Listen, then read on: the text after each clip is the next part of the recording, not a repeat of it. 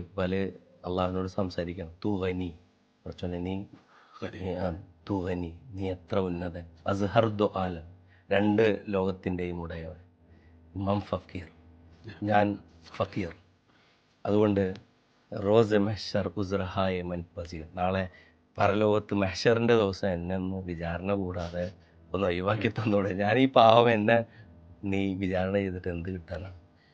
പക്ഷേ നീ വിചാരണ ചെയ്യുന്ന ഖുർആനിൽ പറഞ്ഞുകൊണ്ട് തന്നെ എന്നെ വിചാരണ ചെയ്യുമെന്ന് എനിക്കറിയാം.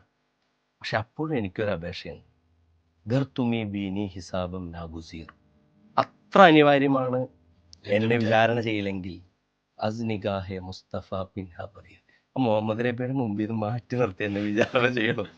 അതായത് മുഹമ്മദ് നബി, എടാ ചങ്ങായി, നീ ഇങ്ങനെയാണ് പരീക്ഷ എഴുതേണ്ടതെന്ന് ഒരു അധ്യാപകൻ ഇത്ര ട്യൂഷൻ എടുത്ത് തന്നിട്ടോ ഞാനത് കേട്ടില്ലല്ലോ, എന്നിട്ട് ഞാൻ പരീക്ഷ തോറ്റല്ലോ. അതായത് ഇത് സിലബസ് കവർ ചെയ്തെന്ന് നമ്മളെ 24 മണിക്കൂറും പിന്നാലെ നടന്നൊരു അധ്യാപകൻ, അതുപോലെ തന്നെ ഒരു വാപ്പ പിന്നാലെ നടന്ന് പറഞ്ഞു തന്നിട്ടോ, എന്നിട്ടും ഞാൻ പരാജയപ്പെട്ടല്ലോ എന്ന് പറയുമ്പോൾ എനിക്കൊരാളില്ലായിട്ടല്ല, റസൂൽ എൻ്റെ മുമ്പിൽ മാതൃകയായിട്ടുണ്ടായിരുന്നു. അതുകൊണ്ട് അസ്നിഗാഹി മുസ്തഫ ബിൻ ഹബറിയ, ആ റസൂലിനെ മുമ്പിൽ നിന്ന് മാറ്റി നിർത്തി എന്നെ വിചാരണ ചെയ്യണം. എത്ര കാൽപ്പനികമായിട്ടാണ്